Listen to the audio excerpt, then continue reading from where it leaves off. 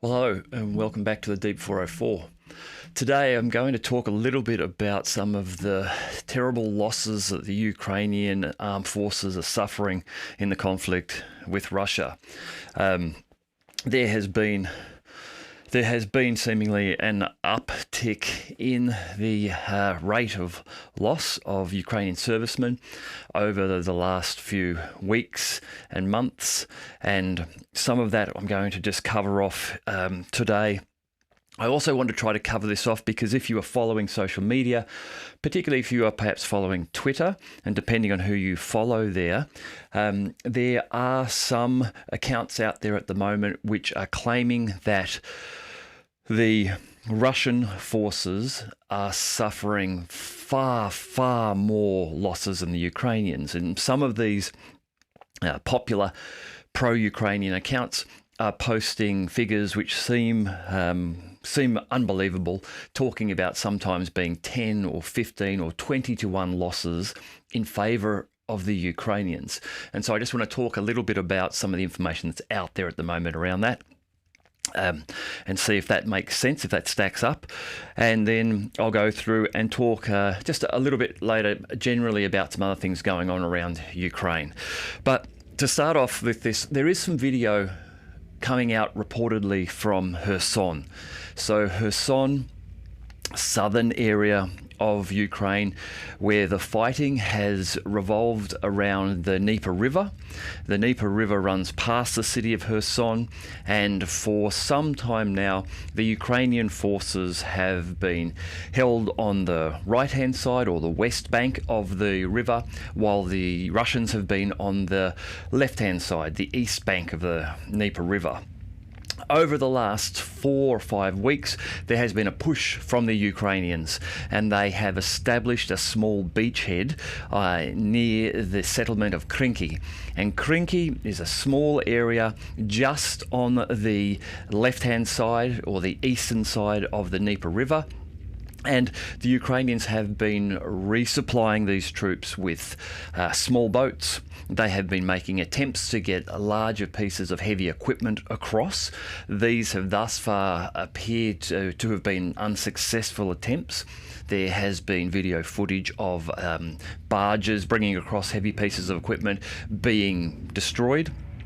Now, what has come out yesterday is video reportedly of the Kherson region, and it, if correct, it is saddening in the scope and the scale of what it shows. The footage reportedly filmed by the Ukrainians pans across a large number of freshly dug and filled graves, and then pans to the left where you see hundreds, mounds of body bags on the ground with an industrial digger there, which is obviously being used to rapidly dig the graves to be able to place these bodies in there. Now, I'm not going to show this footage on the channel today. However, I will put a link to it on a Telegram channel in the description. So if you do want to see this to just verify what I'm saying, again, I can't confirm or corroborate that this is from Kherson,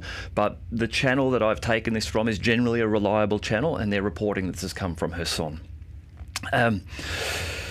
This in the concept of Ukraine suffering massive losses, this video in the Kherson region has been backed up by reports over the last month or 5 weeks, as the Ukrainians have attempted to establish this Krinky foothold, this beachhead across the Dnieper River. The continual reports from both Ukrainian and Russian sides of the heavy onslaught that the Ukrainians have been suffering in trying to hold the Krinky location. We had some video on the channel yesterday, and I did show some video in yesterday's episode. If you want to see some video about the things I'll be talking about today, have a look at yesterday's episode, the weekly update. But there's video evidence there of large Fab 500 bombs being dropped on the areas around Kherson. There's reports now that as the weather is dropping. The temperature is dropping. That after recent rains in the Kherson area and the cold sub-zero freezing temperatures arriving, that reports are that all of the Ukrainian forces who have managed to sustain this position in Krinky across the river, are suffering from frostbite. So it's within those sort of conditions, mud and freezing temperatures, that the Ukrainian soldiers are trying to hold on to this area. Now, we have also, not just in Kherson, we have terrible footage of the results of the Russian RBK 500 cluster munitions. Now, a few months ago, we know that because the NATO and US forces are running out of the high explosive 150mm shells, they were forced to supply Ukraine with cluster-based munitions, cluster 150mm shells. So the Ukrainians have, for probably 6 weeks now, been using those since they've been supplied by the US. It's only been in the last few days that we have had video evidence of the Russians using their cluster munitions against the Ukrainians. Again, there is some footage of this in yesterday's episode if you want to see just how frightening that looks. Now, there's that. So we've got the cluster munitions being used now, video of that around Avdeevka. We also have, and this has been in use for some time by the Russians now, the TOS-1, the thermobaric flamethrower systems. Again, there's some footage on yesterday's episode of what these look like. These are a truly horrifying weapon. To be anywhere near one of these when they go off, if it's not the initial superheated gas flame burst that may engulf you, there is then the shockwave that emanates out after that. Now, so these things are happening. What I want to do is just pull this around to have to allow us to think and consider about some of these claims that the Russians are suffering far more than the Ukrainians in terms of losses. Now, I think a lot of this is coming from the fact that Russia is making a big push on Avdeevka.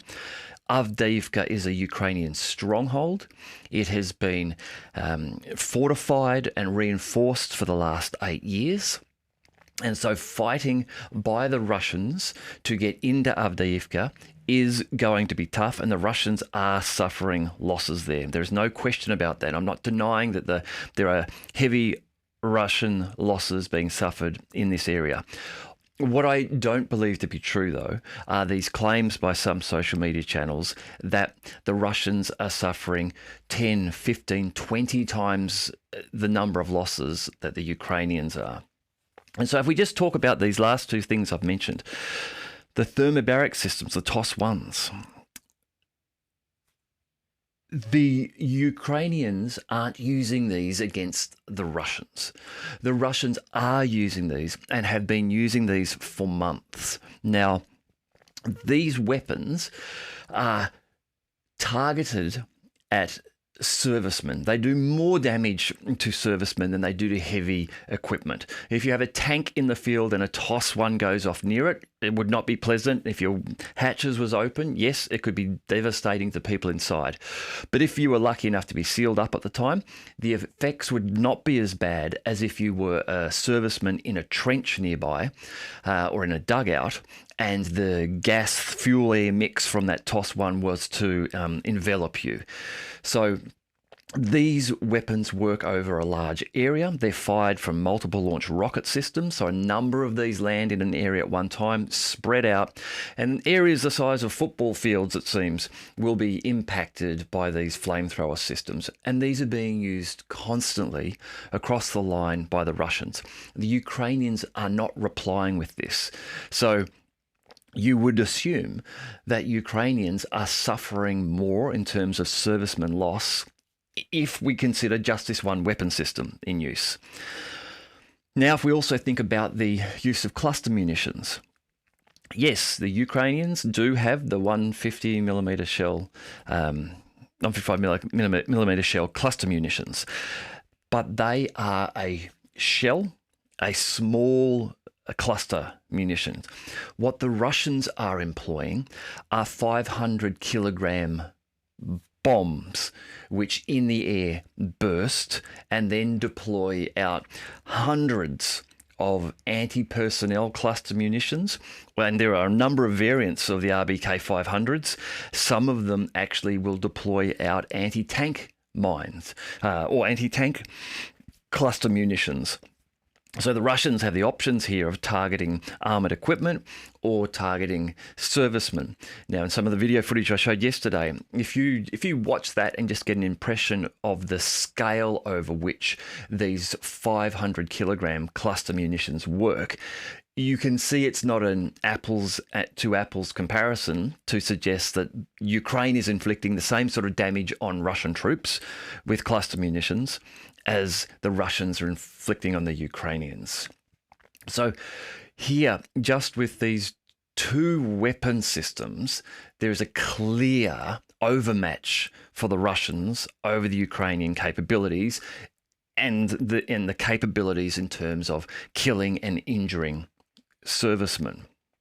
So we have that. We also have the fact that in the last 6 weeks or so, there have been no reports of Russian aircraft, either helicopters or jets, being shot down. And yet we are getting almost daily reports of Ukrainian aircraft, either helicopters or jets, being shot down. Reporting from yesterday, there's 2 more MiG-29s reportedly have been destroyed, and another Ukrainian helicopter has been destroyed. So we have those things going on. We have the fact that there appears to be in many areas a growing number of Russian troops reaching the front lines, replacing the front lines, being able to rotate Russian troops on a regular and reliable basis, whereas we have situations for the Ukrainians, Avdeevka is a great example, where they are struggling to be able to rotate in and out properly due to the fact that the city of Avdeevka is now effectively encircled by the Russians. The pincers have reached a point of closure, leaving only one supply road into Avdeevka, and that is coming under Russian FPV drone attack and coming under artillery coverage for the Russians. So now the Russians, in fact, have some ability to control who gets in and who gets out. There is some suggestion that the Russians are letting people in, letting Ukrainians in, because they feel they have the upper hand in Avdiivka at the moment, and they are using it as a firebag, an opportunity to attrit the Ukrainian forces by just allowing more and more of them in there, which is the same tactic which was reportedly used in Bakhmut, a tactic which the Russian Ministry of Defense wished to employ there, and was reportedly one of the reasons of the conflict between the Ministry of Defense, Sergei Shoigu, and Yevgeny Prigozhin, who was the head of the Wagner forces who were fighting in Bakhmut. Reportedly there, Yevgeny wished to win and capture and take Bakhmut so that his Wagner fighters could have that glory and claim that victory. However, that has reportedly been in opposition to what the Russian Ministry of Defense wanted, which was they wished to hold positions, allow the Ukrainians to come in, and use that as an opportunity to just wither away Ukrainian forces, knowing that Ukraine would continue to attempt to defend and retake Bakhmut, which they have done. Right through the recent Ukrainian special military operation started in June, the Ukrainians have attempted to capture back area around Bakhmut, Kleshayevka, Andriivka are good examples of that. However, in the last 2 to 3 weeks, those hard-fought gains by the Ukrainians have been lost. The reporting is now the Russians have pushed the Ukrainians back out of Andriivka, pushed them off the railway line and out of the concrete bunkers underneath the railway line, leaving Andriivka now as just a grey zone. The Russians do not want to occupy it because there is nothing left. That small settlement has just been razed to the ground. There is rubble, and that is all. In Kleshchiivka, again, reports of the Russians now pushing down from the north and in from the southeast on Kleshchiivka, and being able to now, because they have cleared the Ukrainians out of Avdeevka, which is south of Kleshchiivka, being able to now push up as well. And there is fighting to the west of Bakhmut, where the Russians appear to be gaining the upper hand there and making some progress in that area. There are further, if we talk about Avdeevka, reports now that forces are leaving the industrial zone. So there is the real fortress area at the top northern part, the coke plant of Avdeevka, and then below that there is the industrial zone, and there are also areas around in the bottom 4/5 of that small city, which are Dakas or housing areas. Now the Russians are moving up from the south, are having success capturing areas there. They are moving in from the east, capturing the eastern flank of Avdeevka, and they are pushing down from the north towards the coke plant, and are actually now moving from the northeast around the top, around to the northwest, and starting to hint down on the coke plant. This is just leaving the western flank of Avdeevka not currently occupied by Russian troops. So there have been reports over the last week of commanders being evacuated out of the coke plant and out of the industrial area. There are videos. I do have video. I might put one of these on just to show. There's video reportedly from Avdeevka today, which is showing Ukrainian forces leaving the township. Please give me one moment, and I will.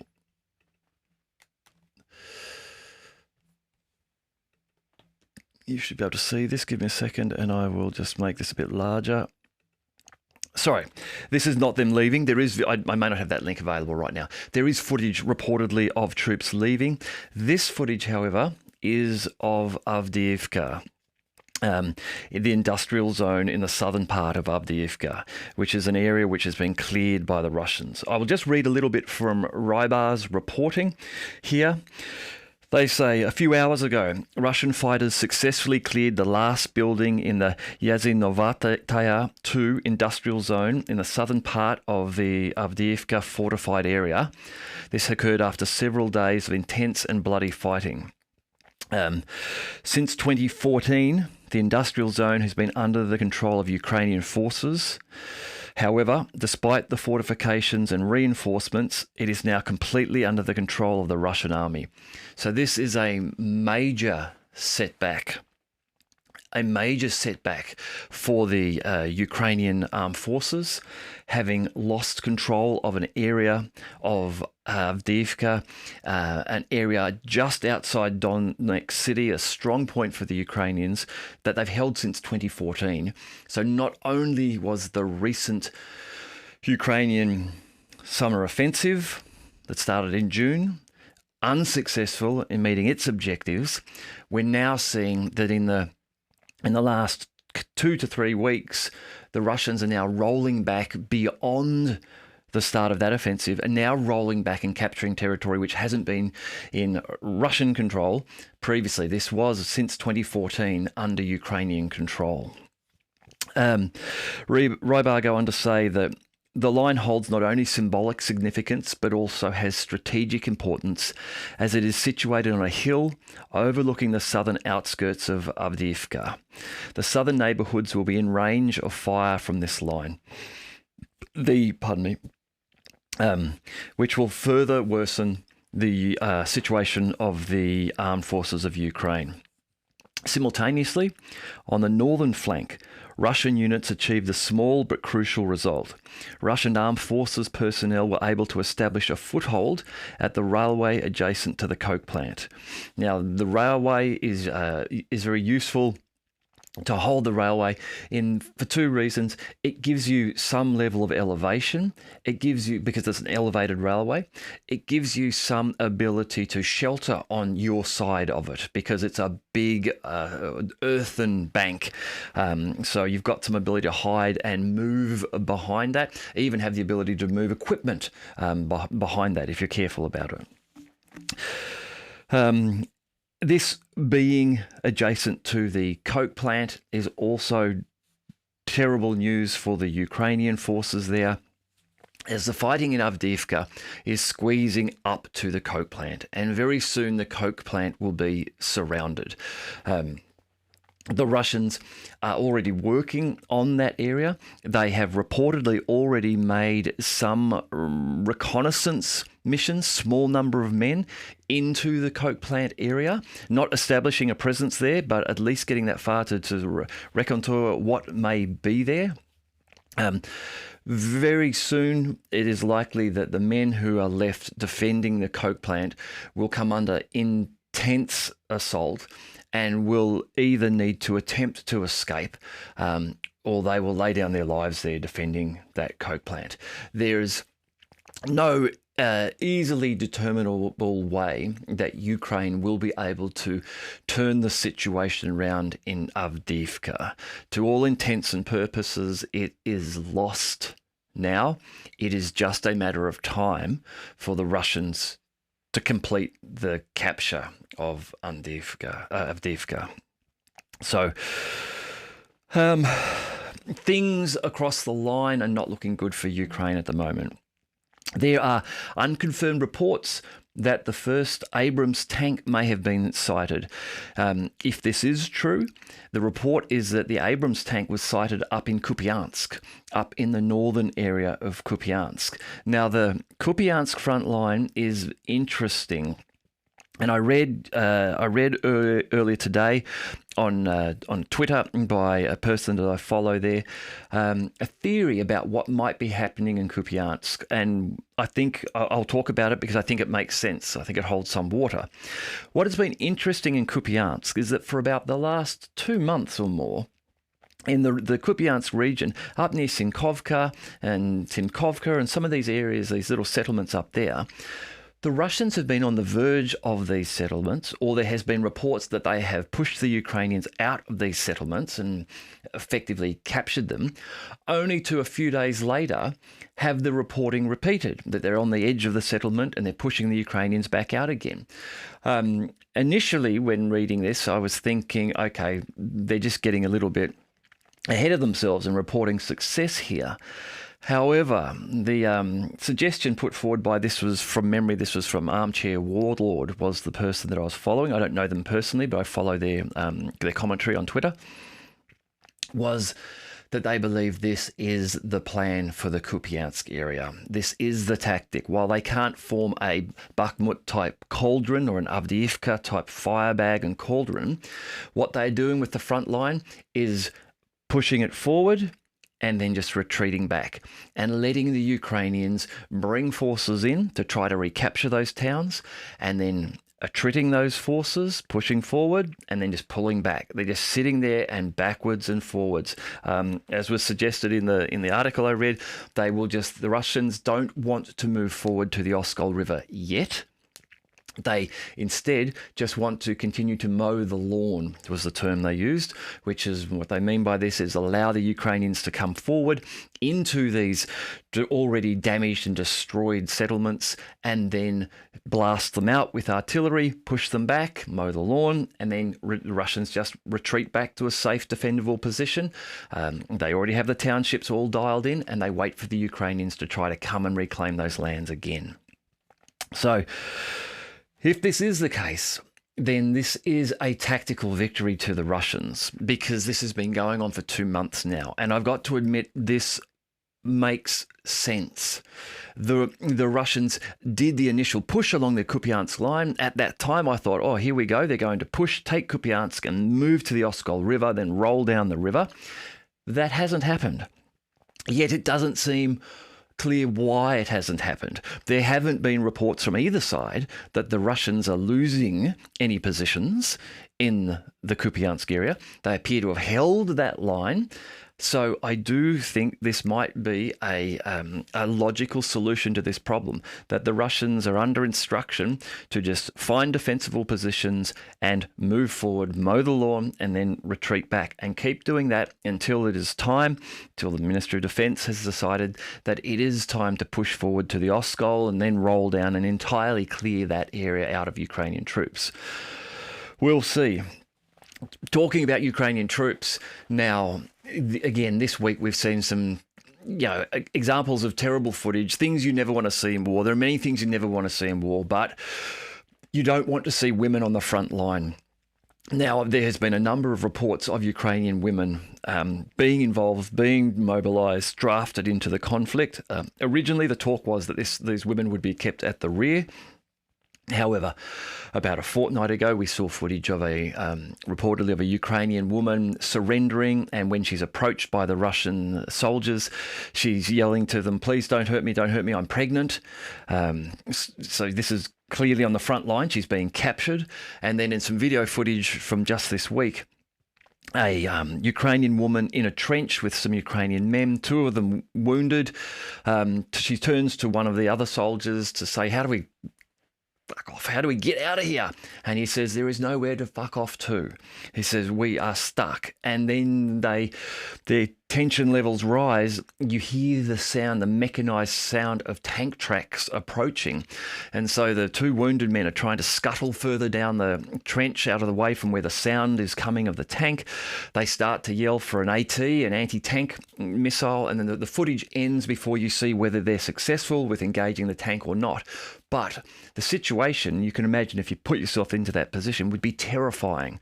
But again, this is an example of the extent to which Ukraine is struggling to restock its front line, in that it is now resorting to bringing young women to the front line to fight in combat roles. They're in the front line, not in the back, not apparently nor necessarily playing only a medical role, right in the front line. So Ukrainian mobilization is increasing. There's reports now that the Ukrainian military commissars have now received expanded powers. This was announced yesterday by the Verkhovna Rada Deputy Roman Kostenko, who's the Secretary of the National Security Committee. He's saying that a new bill is now being developed by the Rada, which will allow military registration and enlistment officers to stop people, to serve summonses, to check their documents, and to videotape citizens. Previously, it seems that there were some rules around how this could happen, which could save you, may have saved you on the spot. You've seen all these videos, I'm sure, of young men in Ukraine being stopped at the supermarket on the side of the road and bundled into tanks, into vans, or at least very strongly coerced into going with the recruiters. But it seems as though there may have been some ability for them to be able to avoid that situation through law. It looks like those laws are now being tightened and locked down. We've had, again, about a month ago, reports that Ukraine is looking further afield, that people of conscription age who are healthy and of able body who left Ukraine at the start of this conflict are now being required and being issued summonses by other countries. Ireland was one example where a young man was showing the paperwork that he was presented with to return to Ukraine, and that if they didn't return to Ukraine, then in the country they were in, they may serve prison time. Now, in the discussion around this particular case, there was a note that if you were to ignore this order, you could go to prison, but that there would be no death penalty would exist in Ireland if you were to go to prison for anything. And the suggestion was that young man may have been better to just have handed himself in and ignore the warning and be imprisoned in Ireland and stay there, rather than being sent back to Ukraine and then being mobilised out to the front line. Listening to Alexander Mercouris earlier this week, he mentioned that in the Kherson region in Krinky, the Ukrainian soldiers that are there at the moment trying to hold that position reportedly have a lifespan of about 2 days. I can't confirm if that is true, but if you look at the video, which I have got, you'll see the Telegram link in the description of the footage, which is reportedly from Kherson with the new graves and the body bags. There are large numbers of men being killed in that region, Ukrainian men being killed. There's also the video footage again, and this relates to the cluster munitions. And I haven't shown this, but you can find it if you wish to. There is video coming out now of tens of men being stacked, bodies being stacked, held by their arms and their feet and their hands by their comrades, being stacked in a building. And these reportedly are the casualties of the Russian cluster munitions being used in that area.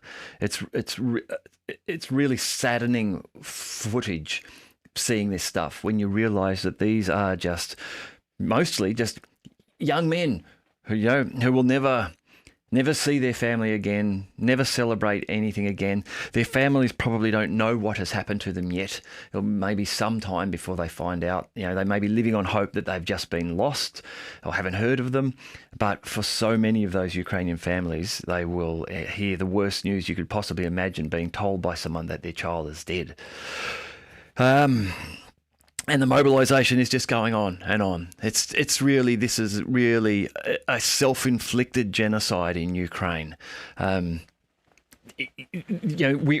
say that because we have confirmation now that Russia, President Putin and Russia, were looking to negotiate in February of 2022, right at the start of this conflict, and all that they wanted was neutrality. They just wanted Ukraine to say, okay, we're going to be neutral. We're not going to join NATO, and we probably won't join the EU, but we're not going to join NATO. If that had happened then, Putin was ready to back his troops out and just work on that agreement. But this didn't happen, even though negotiations began. Apparently Boris Johnson turned up and said, this isn't going to happen, we're not signing anything. And so Ukraine has left in this position where its desire to stay in this conflict is what is leading to the death of all of its young men and women. This is not Russia choosing to fight and kill the Ukrainians. If the Ukrainians were at any stage to negotiate, it's highly likely that Russia would say, fine, we'll stop fighting here. If you have listened to any of John Mearsheimer's work, as he says, for Russia to try to actually conquer all of Ukraine and take Ukraine up to the Polish border would be like trying to swallow a porcupine. The west of Ukraine is Ukrainian. They don't want to be Russian. The east of Ukraine is a different story. The Donbass area and Crimea are largely Russian, in Russian-speaking and Russianly ethnic people. And that's what Russia will take in this conflict. They'll move up to the Dnieper, they'll get up to Kiev, they'll take Odessa because it just makes sense to take Odessa.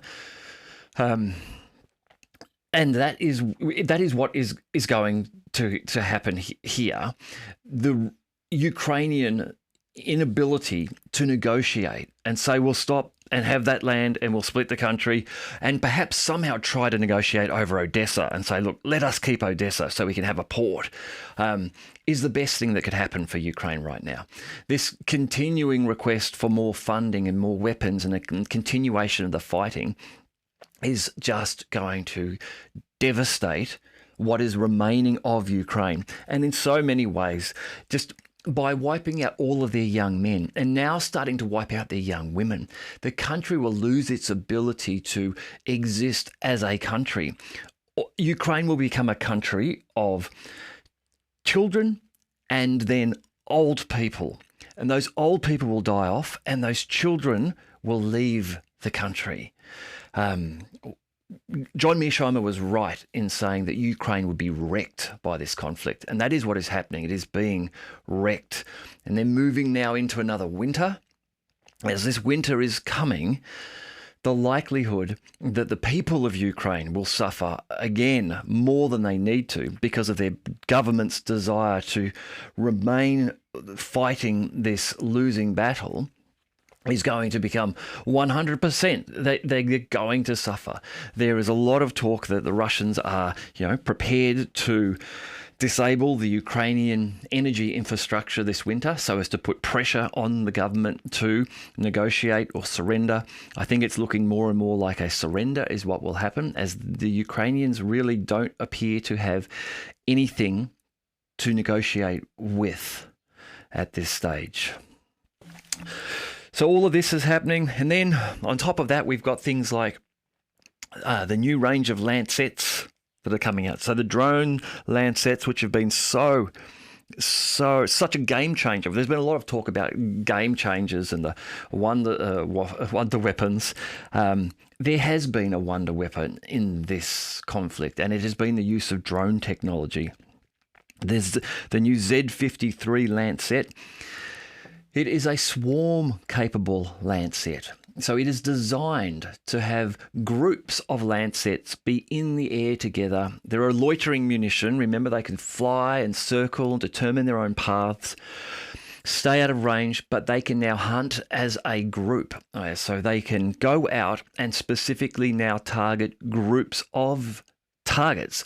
Instead of just looking for one item to go after, they can now send up a dozen Lancets who will go and hunt across an area, detect 4 or 5 or 6 pieces of equipment, let's say, and then choose together to destroy them. So each of 6 Lancets will choose one of the 6 targets and go in, and then the other 6 will look and make an assessment as to whether they should complete the attack or has enough been done. Now, this ability is coming because they're introducing AI capability into drones now. So the drones have the ability to see another drone attack a target, understand that it was a target because they've all shared information. This drone has said to the other ones, that's a target. We all agree. I'll hit it first. Then the other drones are able to circle, look, see the imagery and make an assessment and go, oh yeah, the track is blown off that. That thing's completely cooked off and destroyed itself. No use wasting another one of us on it. Versus it might see, okay, it was a hit. There was a bit of flame. There doesn't seem to be any continuing smoke coming out of that. That doesn't look like a destroyed tank. Oh, it's moving again, whatever it may be. Send another Lancet at it. So we're going to see this autonomous capability move into this swarming capability, and this is then going to further enhance the capability of these weapons. Today, most of the FPV drones and Lancets and things like that tend to operate within a range of a controller so that someone can guide them. They can choose a target and guide them in that sort of thing. Very soon that will be gone. These swarms will go out, they will leave the range of their controllers, and that won't be a problem for them. They can extend range by spreading out. So let's say they spread out over a kilometre from each other, but they can keep radio communications. If there's 10 of them, one drone could be here, the other one could be 10 kilometres away, but they could all be sharing information with each other. One could say, I found targets over here, so they all swarm back to that area. Because of that ability to share information and transmit amongst one another, they can extend their range in that way. The technology that's coming with their AI ability in terms of visualization will allow them to become more resilient. So if you have drones that are relying upon communication, either direct radio back to a controller or communication with a satellite or something like that, if that's lost, that doesn't necessarily mean that their mission or their ability to be a weapon is over. They can track by looking and seeing roadways, and with AI capability, be able to determine, okay, this is a major road, I've got some information and some mapping on board I can compare with. I can find my way just by looking. Again, with night vision capability, as it grows dark, they don't lose the ability to use what they can see on the ground. They can see that, they can interpret that, and still match that to what might be a daytime image of the area that they have to refer to. These capabilities are going to make these drones absolute nightmares to defend. And then we have miniaturization coming. Now, this is the concept of drones becoming smaller and smaller. So this is going to make stealth more achievable. If you imagine today's drones, let's just say in size of a bird, around the size of a seagull, perhaps, like a medium-sized bird. So imagine trying to detect and then intercept a bird the size of a seagull to one the size of a sparrow or a swallow. Much smaller, much more nimble, much harder to detect, much harder to intercept. So this is going to happen. Now, of course, there's going to be a reduction in the damage that a drone of the size of a swallow can do compared to the size of a drone to the size of a seagull. The seagull can carry a grenade, but these miniaturized drones can be made very cheaply, and they can be made in such large numbers that you could send out to attack a location, send out 100 of them or 1,000 of them, each of them armed with a small amount of C4 plastic explosive, provide them with some swarming ability to be able to detect targets, and then some ability to be able to make an assessment of what is the best thing to attack. For example, they fly over a location, they might detect that, okay, that shipping container there has got generators in it. Right, let's send 20 of us over to there and just all attach ourselves to the side and damage that. They might then look and go, okay, they're fuel tanks. Let's send some over to the fuel tanks. This over here, okay, that's a piece of, looks like that's a radar. Okay, we want a whole heap of people, small little things with a piece of C4 just attaching themselves to the radar receiver. While each individual miniature drone may do a tiny amount of damage, the collective amount of damage that they could do if 10 of them are successful, or if 100 of them are successful, or 300 out of the 1,000 are successful, you can imagine this is, again, just a nightmare to defend against. This is what's coming in warfare, and this is what will be coming to Ukraine, to the Middle East, anywhere that we see modern warfare. Drones, flying drones, are going to be playing a much larger role in this, and it is going to lead to increased death of servicemen. We see the FPV drones being used today in one-on-one attacks, one drone aimed at one man. As I mentioned yesterday, in some footage I saw, there were at least 3 camera angles of this single, pardon me, FPV drone attacking 3 Ukrainian men in a trench. Gives you just an indication of how many drones there must be in the air at that time to be at least 3 views of that attack. That's that same attack. So as these become cheaper to produce en masse, as they become smaller and harder to detect, as they gain capability such as AI, image interpretation, and swarming ability to share information, then there will be a swarm of these will fly along a trench line, each one with enough C4 to kill a man, and they will just fly down and land on a person and explode. And then the next one will continue on to the next guy they find. A nightmare. One other thing, just a Russian capability.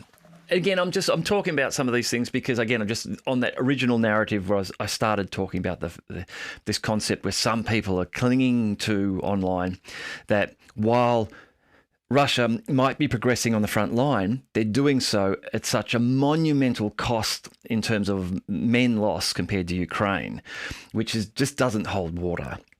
But just another thing here which hasn't come into really into play in this conflict is the Russian submarine fleet. So the Russians have about 66, reportedly, 60 or 70 submarines. About 30 of them serve various different purposes. And then there's about 30 of them who are real missile carriers. Cruise missile, ballistic missiles, and nuclear missile capability. So there's about 30 or so of those. Now, some of these Russian submarines can hold reportedly up to 70 missiles. So they've 40 Onyx. These are supersonic missiles which would travel up to about Mach 2.6 and have an 800-kilometre range, and they can hold up to 32 Calibra missiles. Now, the Calibras go for anywhere from Mach 0.8 to Mach 3 and have a range of about 1,500 to 2,000 kilometres, and there is a new version of the Calibra being developed at the moment which will reportedly have a range of about 4,500 kilometres. So while the Russian submarines are clearly dotted all around the oceans of the Earth, I'll come to that point in just a moment. There's a little bit something interesting about that at the moment too. But if they were to be engaged in the conflict, then if 10 or 20 of them were to be engaged, that's hundreds and hundreds of missiles that could be fired at locations in Ukraine. And from the Black Sea, they could be fired, but they could also be fired from other areas. They could be launched from the Mediterranean if they were there, because their range is so long. Even in the Baltic, they could be using Calibras and things from that range if needed. I'm not saying they're going to, but again, it's just another element of this conflict where Russia holds the upper hand in terms of capability and firepower and ability to do damage to Ukraine, and Ukraine does not have this capability.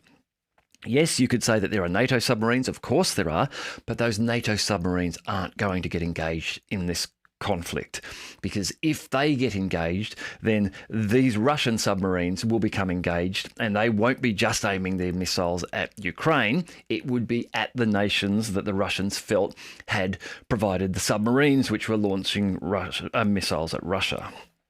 So other challenges that Ukraine is having at the moment. So Polish truckers have established a blockade on the border with Ukraine.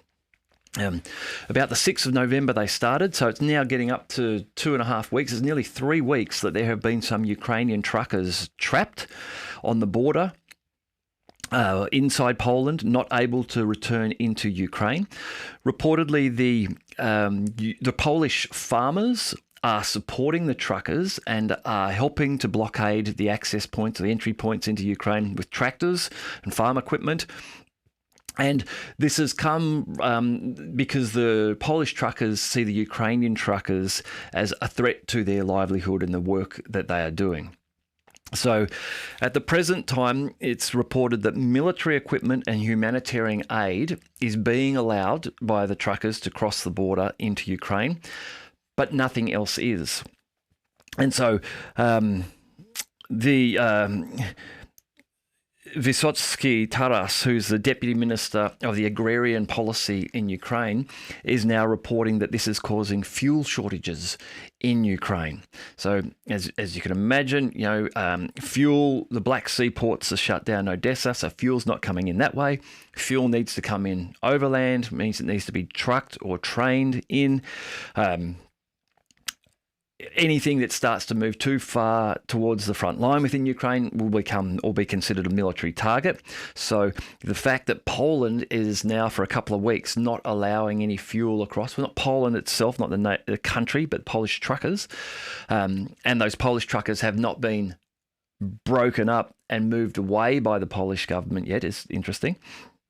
So, but that is causing fuel problems for Ukraine. Now, that's going to have an impact upon the military because that fuel will predominantly be used for the military. But depending on what type of fuel it is, if it's diesel, that might be used for running generators, for electricity, heating, and that sort of thing. And remember that Ukraine are rapidly approaching winter. It's already starting to freeze. The temperatures are starting to drop below zero. In Kiev this week, reportedly temperatures will get down to -8. That's -8 Celsius, so that's 8 degrees below freezing. And those temperatures will continue to get cold. And in some areas of Ukraine, temperatures will drop overnight in some locations to somewhere near -20 degrees Celsius. So that is as cold or a little bit colder than your normal home domestic freezer on your kitchen refrigerator freezer unit. Go and put a glass of water in there and just see how long it takes for that water to freeze. It doesn't take too long at -20 degrees. Imagine trying to live your life with no or little electricity in conditions like that. Imagine trying to fight on the front line like that if your supply lines are under threat. On the topic of supply lines, again, I've seen some Ukrainian channels saying, winter is going to be hard for the Russians because their supply lines will be under threat. I don't know how the Ukrainians are going to be threatening the Russian supply lines in any great number. Their air force, their capability to launch missiles onto the Russian supply lines is being diminished daily. We haven't had any reports of Storm Shadow or Scalp attacks for a number of weeks now. The number of Storm Shadow missiles and Scalp missiles that can be provided are limited. I don't believe that Scalp missiles are produced anymore by the French, so they're limited stocks there. There is the possibility that the Germans may provide Taurus missiles. But again, the Germans are less and less willing to do that because the Taurus missiles have a range in which the Ukrainians could easily launch them directly into Russia, into Russian targets. And this is seen as a red line. And the Germans do not want to run that risk. So there's talks that they may produce one which is like one for export, which has a smaller range. They may give some of those to the Ukrainians. But even now, the Ukrainian conflict is reaching a stage where many are starting to realise they may be flogging a dead horse in giving military aid to Ukraine. And Olaf Scholz is just losing support hand over fist in Germany. And so if he wants to be able to sort of look to retain power in upcoming elections, the Ukraine conflict is not a positive winning platform for him to run on. The German people are getting sick of the inflation, of the increased energy prices, those sort of things impacting them. So there will be a change, and there is a growing change. The AfD, the Alternative Party in Germany, is polling better than it's ever done before. It's doing really well in some of the regional elections. So it's showing there is a shift. There is political pressure on Germany. So sending the Taurus missiles is probably out, and that really limits the ability of the Ukrainians to strike Russian supply lines. Even the ATACMS, the S-400, Russian S-400 systems seem to be capable of intercepting the ATACMS. So winter's going to come. Supply lines in Ukraine are going to be shut down by Russian missile and drone strikes. In the last 24 hours, we have had perhaps the largest drone attack on Ukraine throughout this conflict, if not the largest, at least one of the largest, with drones, a drone attack lasting 8 hours reportedly, drones striking into Kiev, reports from the day before of nearly 80 drones being shot down by the Ukrainians. This is not a believable number. Everybody knows that the bulk of those drones is actually getting through because the air defense systems have been so depleted in Ukraine. The one piece of military equipment that does still seem to be being supplied to Ukraine by the West is air defense systems. And there is a big call for that by the Ukrainians. There's also a big call for that by the Israelis and by US partners and bases in the Middle East. So the likelihood of Ukraine getting the number of air defense systems that it wants to survive through the winter is also very low. So the winter is going to be very tough for the Ukrainians. An interesting topic too, Finland. So Finland is closing its borders with Russia. It's claiming that's because the Russians have been weaponizing undocumented migrants, and that Russia has been letting in or gathering undocumented migrants from North Africa and the Middle East, bundling them up and then pushing them over to the Finnish border to go and then run amok and be a burden on the Finnish social system. However, the Finns have also been since early November and up until December conducting a number of operations, air military operations. What's it called? Operation Freezing Winds is taking place. It's in the Baltic Sea in the Gulf of Finland, and it's getting the Finnish Navy working with the other areas of the military service. Reportedly, the Finns are providing an FA-18 squadron, warships and marine units, and NATO is represented by 10 FA-18 US Navy, 1 Atlantic 2 patrol aircraft of the French Navy, and 1 permanent number 1 group of the NATO naval forces, a total of 30 ships and vessels. There are 4 exercises remaining involving armoured units, special forces and Air Force aircraft of the country. These 2 exercises take place near the border with the Leningrad region and the Republic of Karelia. And if you just give me one moment here, I might just so we know where we're talking about here. So this is Finland up here, and this is Russia here. This is Russia, this is Finland, highlighted here, in the Baltic Sea through this area. Up until April of this year, Finland was neutral. It hadn't joined NATO. It's only joined NATO in April of this year.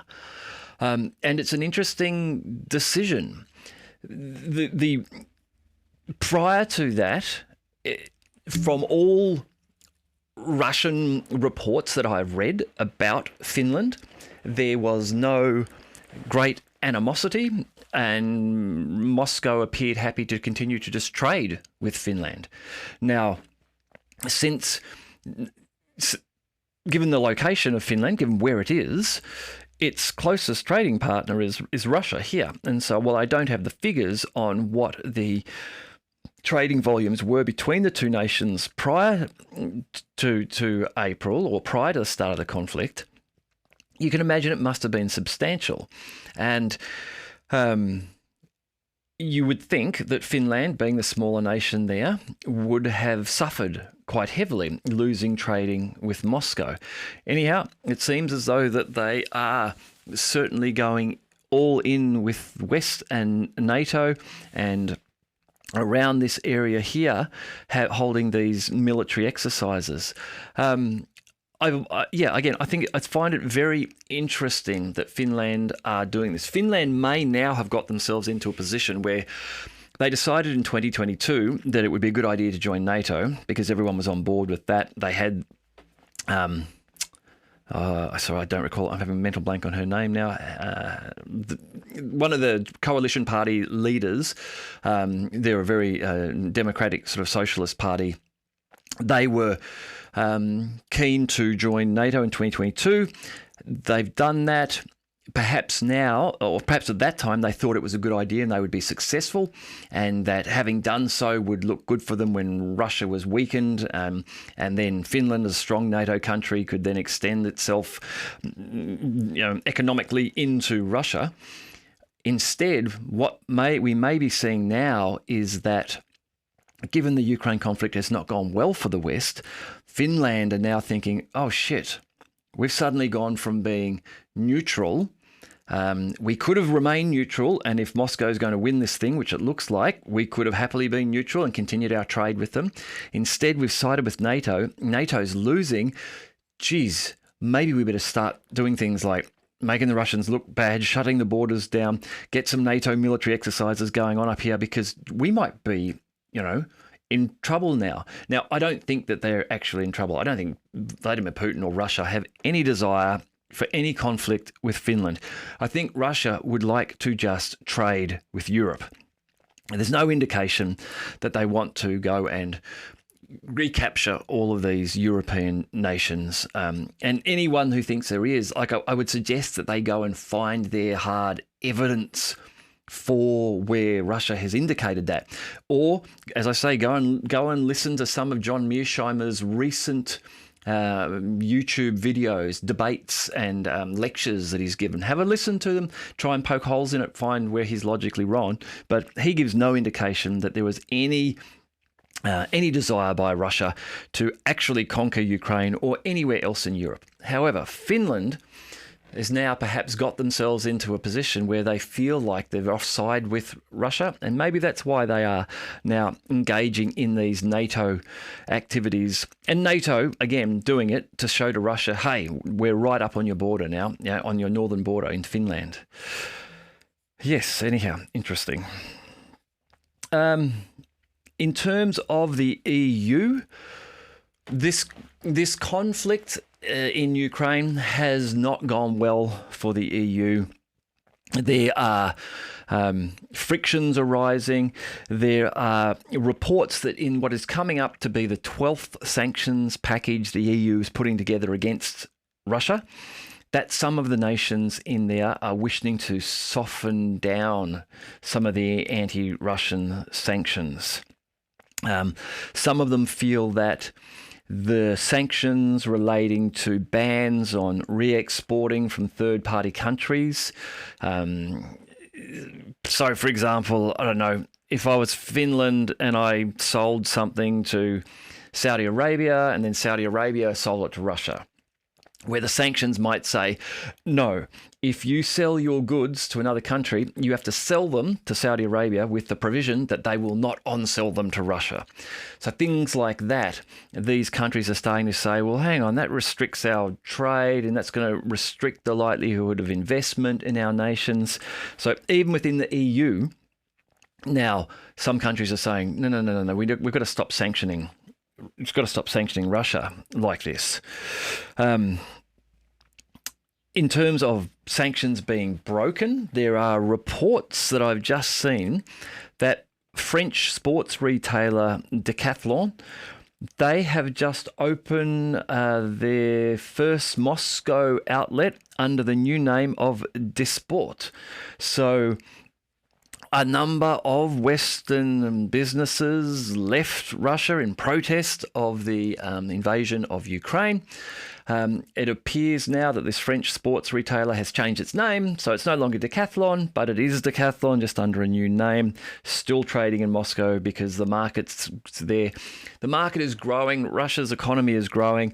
Reportedly, they're going to go over 3% this year in their economic growth, which is huge and is the complete opposite of what was predicted by the EU when they embarked upon their sanctions package back in 2022. Compare this with European nations, many of them who are struggling with economic problems at the moment. And another just interesting thing here, the tangled way in which things work in war. So while there are sanctions, and while the Nord Stream pipeline was destroyed, gas is still pumped from Russia through Ukraine to Western Europe. The Russian company Gazprom supplies gas for Europe through Ukraine at the volume of 39.7 million cubic meters per day. So 40 million cubic meters. So I know where you're listing a meter's a bit over 3 foot. So 3 foot square, 40 million of those a day. That's a lot of gas. Well, it seems like a lot of gas to me. I don't know the gas business. But anyhow, there is a transit line through Ukraine. It's the only remaining supply of Russian gas to Western and Central European countries because the Nord Nord Stream gas pipeline has been suspended. The Urengoy-Pomory-Uzhhorod pipeline was damaged. And gas deliveries over the Turk Stream pipeline are intended for Turkey and South and Southeastern Europe. But again, just interesting that through all of this, that gas has been continued to be pumped and no doubt being paid for through Ukraine.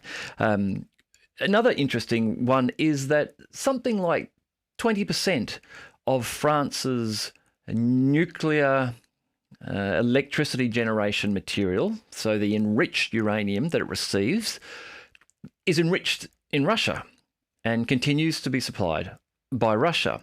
And Russia also holds control over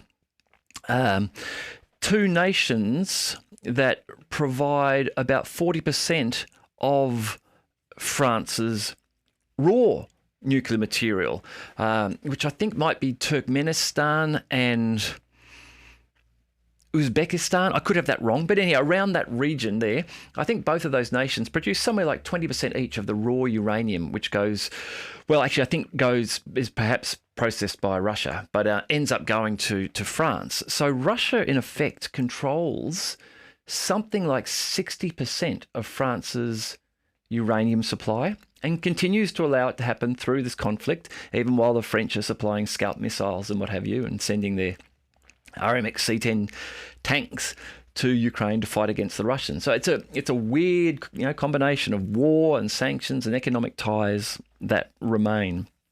Well, also, just in terms of a little bit of what's happening, so Geert Wilders, who's newly elected Dutch Prime Minister, he is another example of a European nation with an election that's been a surprising win to the established, perhaps more left-wing leadership. But he's been voted in. His Party of Freedom, which he founded in 2006. He actually has a lot of experience in the Middle East. When he was younger, specialising in foreign policy, he did a lot of travelling, reportedly, through Syria, Iran, Jordan, Egypt, Israel, and is very vocal and strong in his criticism of Islam. I'll read a quote of his, which is interesting, I thought. This is from Geert Wilders. He says, "If Jerusalem falls into the hands of the Muslims, then Athens and Rome will be next. Thus, Jerusalem is the main front protecting the West. It is not a conflict over territory, but rather an ideological battle between the mentality of the liberated West and the ideology of Islamic barbarism. There has been an independent Palestinian state since 1946, and it is the Kingdom of Jordan." Now, I don't want to go into that about Jordan, but his comments here, very interesting, saying that this isn't really a conflict over territory in the Middle East. It is a conflict of ideology. And on that point, I agree with him. I think it is a really important point. You may have, if you've watched my channel a couple of times, I've spoken about Douglas Murray, who has come out fervently supporting Israel in this conflict. And again, I believe his position and why he does this is because he is actually looking at a deeper level as this not being a land conflict, but being an ideological conflict between the Judeo-Christian religion and ideology and the Muslim Islamic ideology. And it's a very, very interesting topic, and something which I may even do a show on and just step away a little bit from the geopolitics and do one on ideology at some stage. Just see how that goes, see what you guys think of that. Yes, look, anyhow, I think that might do. That might do for today. I hope you're having a good weekend wherever you are. If you're enjoying the channel and you haven't already subscribed, please subscribe. I am trying to hit the 1,000 subscriber mark and they're nearly halfway there. I look forward to talking to you again soon.